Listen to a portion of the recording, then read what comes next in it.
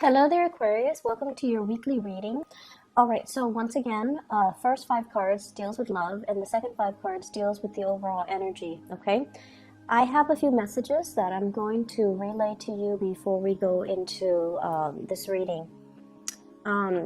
The first message is self-mastery, and self-mastery, I feel like it's not so much on, you know how you're sick and tired of other people telling you to open yourself up emotionally, right? You're sick and tired of hearing that, hearing other people, hearing friends, relatives, even advisors, or even, readings in general. And I feel like many of you have done a lot of growth on the emotional department. And when you're in a relationship, you know how to take care of your relationship partner. And when you really love someone, you know how to be open and vulnerable, and to really allow them, like put your walls and your defenses down to allow them in. And I feel like there is a very dignified way in which you deal with people as well. You care about fairness. You do care about, I want what's best for this person, so I'm going to be open and honest with them, even though sometimes the truth might hurt. And so I feel like, people give you guys the bad rep of being unemotional and detached. You only detach when a situation cannot be fixed, and when a situation is no longer tenable. However, what I also feel as well with this sense of self-mastery, I feel like it's coming in the friendship, platonic relationships sphere, where you are still going to have to, let your guard down. So it's not just the people you care about, it's the other people that are around you that you have to work with, that you have to be around energetically. They're constantly in your space, or they're constantly, in your periphery. Those are the people, those are the relationships that you kind of need to foster as well, okay? Nurturing the ones that are around you, and not letting the relationships grow cold and sterile. And I mean that because I feel like, no man's an island, okay? First of all, your energy here, Nine of Pentacles, this is an independence card. This is somebody that's like, okay, I know how to take care of myself. I've got my car, my house, my kids, my pets, whatever it is, I am self-sufficient. I don't really want heavy emotional connections, because those things weigh me down. They make me uncomfortable. I can take care of myself, and if I can take care of myself, other people should be able to take care of themselves too. So you make conscious decisions in your life so that your life is not weighed down by material things, by heavy emotional connections, or even connections that are very deep, very profound, that would be difficult to break away from. So you make conscious decisions in your own life to kind of like be this, like every man's an island. I'm self-sufficient. I can do things on my own. I can take care of myself in every department. And once again, this is a great self-sufficiency type of energy, but it's really lacking something, right? Because with the 9, it's still a really good card, but it's lacking that sense of like that completion, that 10 of Pentacles that we see down here. And because of that, your relationships might be very, very good right now. But what about the professional contacts, the friendships, the other things in our lives that make it a little bit more robust? All right. So that's just the first message that comes in, and it's a little bit long-winded, but at the same time, I feel like love seems to be going really, really well. Cultivate more of your friendships, okay? Because the friendships, the good conversations, conversation where you feel like in sync with another person, where you can talk to them all day, all night, deep into the night, that's what makes you ultimately very, very happy. So let's talk about your love life first of all. What I have here is, once again, let's talk about this card. I really like this card. Somebody that, makes money, pays for herself or himself, someone who's very, very self-sufficient.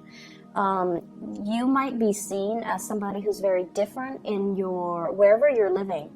You're very independent, you're very different. You might stand out in some way because you look very exotic.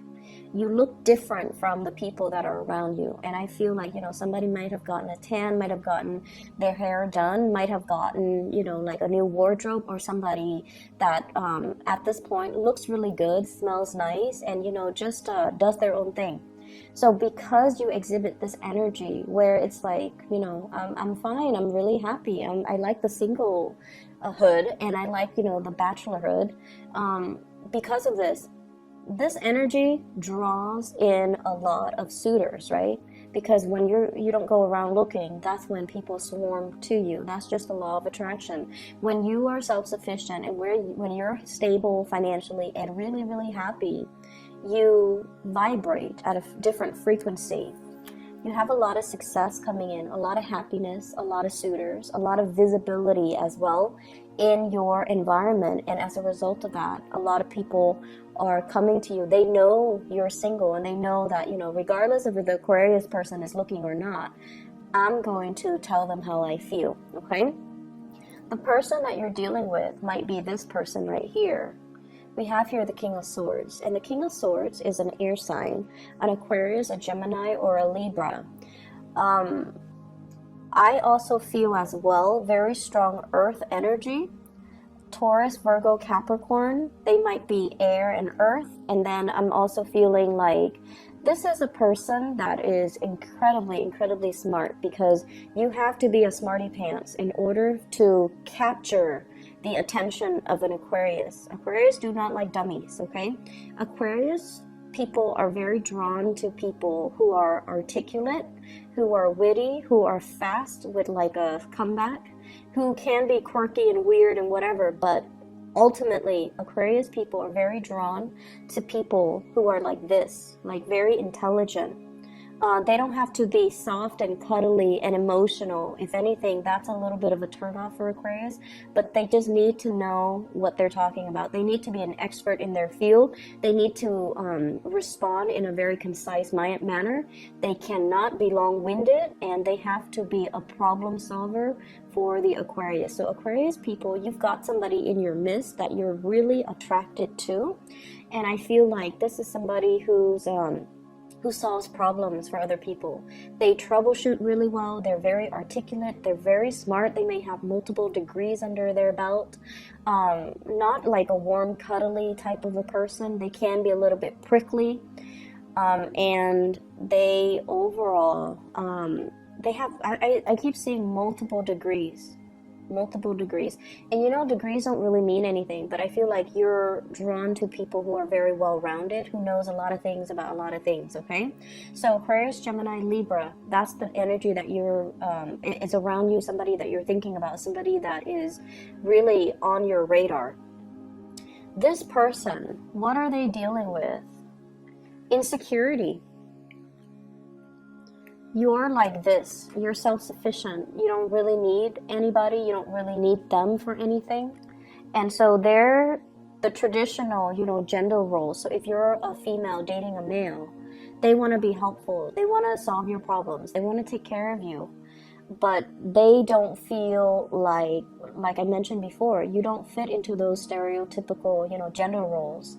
And so they might feel like they don't have a lot to offer. They might feel like, am I attractive enough? Am I pretty enough? They might invest, you might notice, and it's kind of funny if you do notice. You usually don't notice these things, but are they, you know, wearing like a new pair of shoes when they're around you? Are they investing more in their clothes?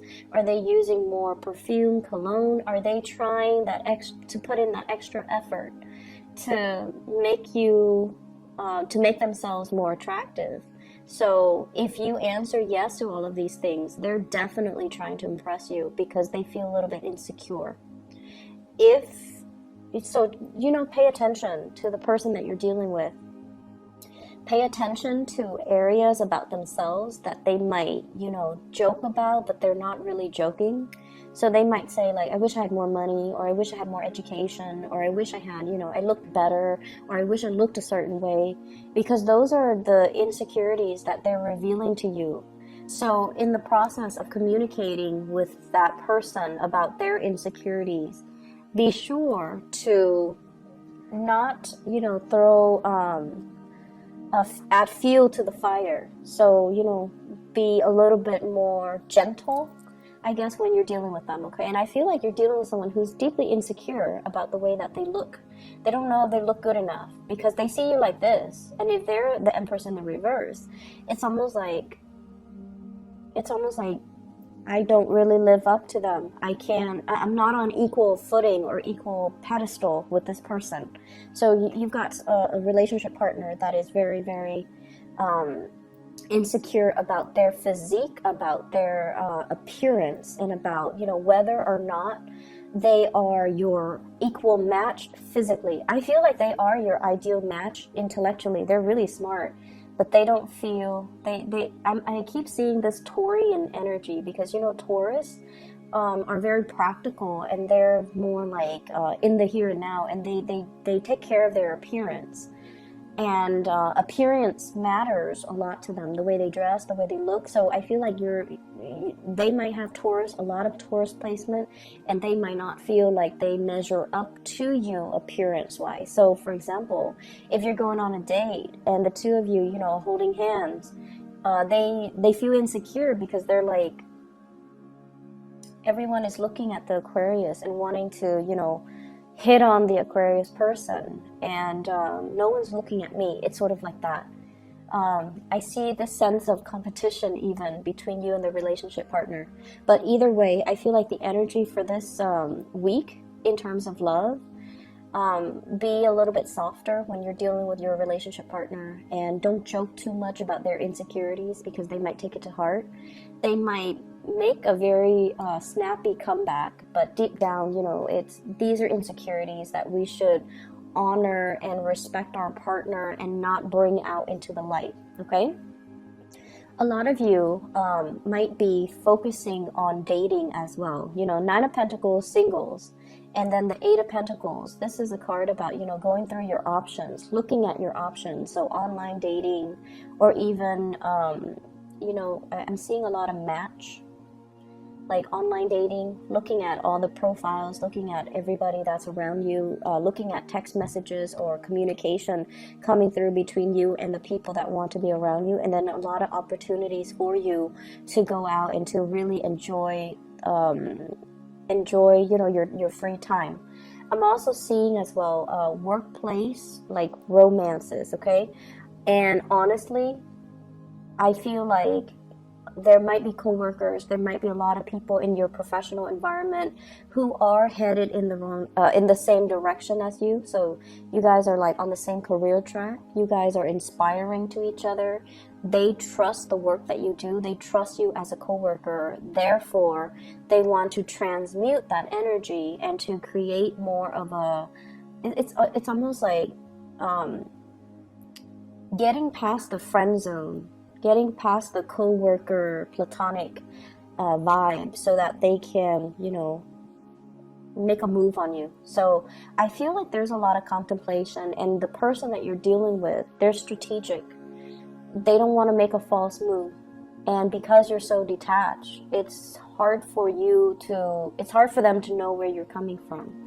So aim to be a little bit more flirtatious, and aim to be a little bit more like easygoing and, you know, carefree, and just joke around a little bit more. Allow them a way to get into your space, okay? Because this energy of self-sufficiency, it's very good, but it's also like, oh, you know, he or she doesn't need me. So allow them to get into your space. Allow, you know, open up, and allow, like, ask follow-up questions to allow a conversation to start. And I feel like your friends or your co-workers will be the catalyst for you to kind of open up to the other person, for those who are single. So it's almost like, you know, asking your friends or your co-workers, how was your weekend? What did you do this weekend?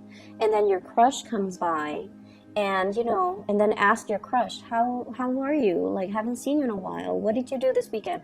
So one conversation that's very platonic leading to another, and it allows an in. It allows your crush or whoever you're dating or whoever you like to enter the conversation without feeling weird, without you feeling uncomfortable about, you know, asking them exclusively, because sometimes you don't like to reveal how you feel, right? You don't want them to get the upper hand, but you also want to initiate conversation with them. So I feel like that's really what this is all about. Fostering all of your relationships, not only the relationships that you care about, or only the people that you love, or only the people that you have your eyes on, okay? Really bright, good energy, and I feel like there's a lot of solidification in this spread, but I feel like many of you are single, loving the single life. You would date, but you're waiting for the right person, waiting for somebody that can bring you this sense of happiness, this sense of freedom, and this sense of carefree, childlike energy. So the interaction between you and a crush, between you and a partner, is really good for this week, mainly because it opens up doors about practical, you know, direction in the relationship, as well as where are we going, where are we headed. But once again, all the cards indicate to me it's like a solitary person. So I definitely feel a lot of independence, but also a lot of Aquarius people are single and loving it and focusing on their career.